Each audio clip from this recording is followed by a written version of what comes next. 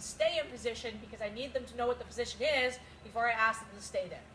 Does that make sense? Yeah. Okay? One of the problems that we tend to have when we get into competition is that our dogs lack impulse control. So, when they hit position, they're not going to wait for a release. Okay? And this is basically equal to your stay. And I'm not talking your stay at the start line, I'm talking to your stay in motion. All right? So what we're going to do now is work on the dog's impulse control on the flash, because I feel like this is the most easiest way to get it.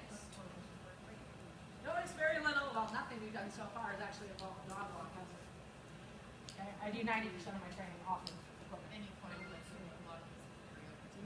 Oh yeah, like I said, this is why I can teach him a contact from full-on running, never stopped a day in his life, to competing in a 2-on-2 walk that looks really nice within a week, 2 weeks. Because what she does, she stops before the yellow and looks at me and then pulls off. Yeah, exactly, because they don't have the non-thinking part to go in, right? So she's separated it into run across the dog walk, break, then go in. There's 2 separate pieces. Which she never does in practice. Yeah, exactly. But you're going to see a hesitation in practice. Watch the eyes. Yeah. Have somebody watch with the whites of the eyes. Oh, okay? Because here's my #1 challenge for my dog understands the position in practice. Oh, walk it, walk it, walk it, walk it. He better be in that 2-on-12 position right now. Because if he's looking forward and not looking at me, where should he be? At the bottom. Bottom. I'm sorry, did that confuse you? Come here. He was like, am I supposed to do something? So typically what happens, and he's, again, I haven't proofed through all of this stuff in the camera yet as well. My dog toddler has all of this proofing. But that's my challenge. It tells me, does my dog 100% understand? Right? He's got the position, he hasn't, but he needs support from me still. The idea is to get rid of that. Okay? And if you can't have that, that's typically where the competition part comes in. Right? The other one is breaking it so that you can build it back up, basically. So quick releasing on purpose, I do a lot of, to try to get my dogs to break that contact. So if I have a dog that hesitates, I don't hold them on the contact for very long. Hit, go, hit, go, hit, go, to take that hesitation out. Okay? You should see, everyone see the intensity that we're getting on the mats here? We're getting the dog running, jumping into position and pushing off. How many of you had your mat go flying? Right? Or like had your little box go flying. Right? That's the dog coming into position and pushing off to go to the next obstacle. If they're not doing that, you're probably getting too much hesitation here. Make sense? Okay? And when competition, again, our weaknesses don't get stronger in competition, they get weaker. So if you have a tiny hole in the training, right, when you get to competition and you have that arousal level, all the thinking goes out the window too. Okay, so what we're going to work on now is change the position. I don't care which positions you use. So we're going to work on being able to move and have the dog stop. Okay, so this is just self-control. This is more obedience than it is for the actual contact, but it's a skill that your dog needs to have. I don't do a lot of my training on contacts because if I screw up on there, I've now made a permanent problem for myself that I now have to fix very hard.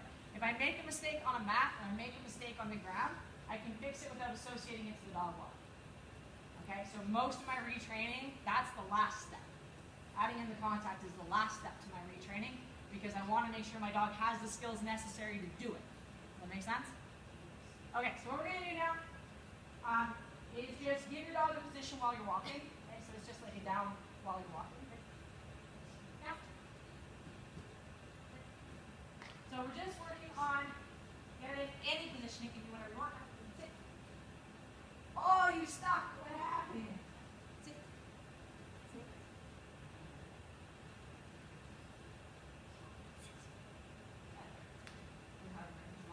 Nice. All right. So what we're working on is being able with motion to stop our dogs. Because if I have to run to get to the tunnel, I can't slow down, can I? A lot of our dogs, when we're doing our targeting, they're relying on your body position to stop them. Okay? So if that's true, and you have to slow down, then you're putting yourself at a disadvantage if you're behind the dog. Does that make sense?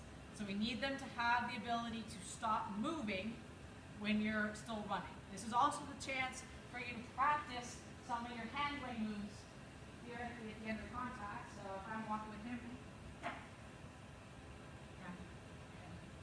Great. Getting rid of that twitchiness. The hardest one is as soon as they down, front cross and take off the other way, most of them will move.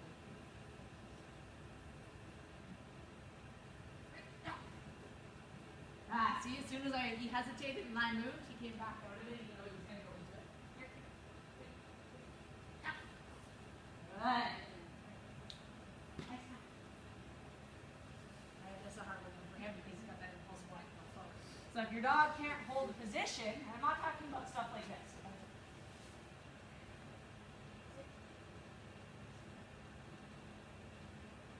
This is boring. This is not realistic of what you're going to have in the middle of a course, is it? Okay? You're not going to have that calm, collected dog that you come in with.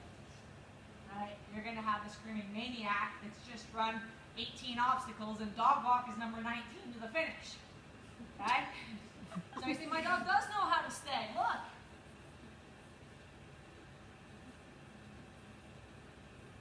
He does know. What? You do know. That's very different than what I was getting from motion, wasn't it? Yes. Right? We have to deal with what we're realistically going to have. Right? You only get one start line on the course. So if your dog doesn't have that ability to hold position while you're going somewhere else, right, that becomes a problem. You can also use any kind of position. So I could just even just tell them to wait. Wait.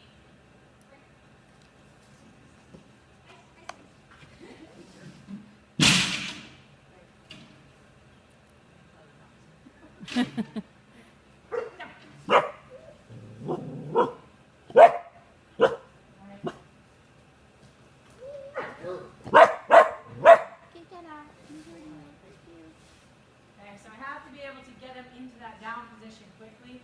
You can use whatever you want. Typically, I try to use a sit. It's very simple. Don't you?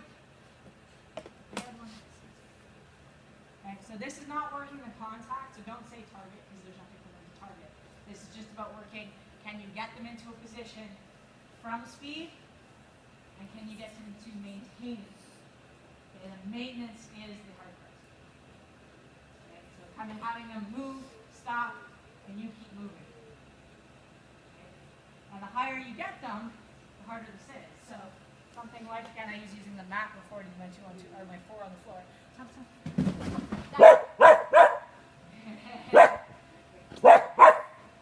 Okay, so the more I let him go, the higher he gets, the more he doesn't want to stop, right? So we have to teach them that they can stop from that area of extreme arousal, which is something that we typically only get when we're doing long courses or we have the environment that's distracting. Okay? Everyone understand? Yes? Okay, so we're just going to work on being able to move. If your dog hasn't done this before, just walk beside him. Down.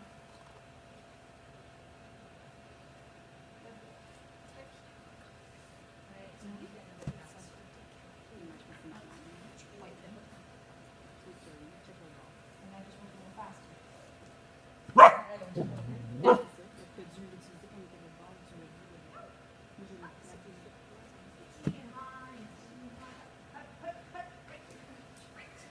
Get your brain on stuff. You're going to stick in the right. Yeah. There we go. Okay. So again, work with their mindset. You can see him going into super stop border collie mode, where everything has to be in slow motion with him staring at stuff. Okay. I want to keep that out of there as much as possible. So if he gets stuck there, I have to get him into reaction mode. He's thinking.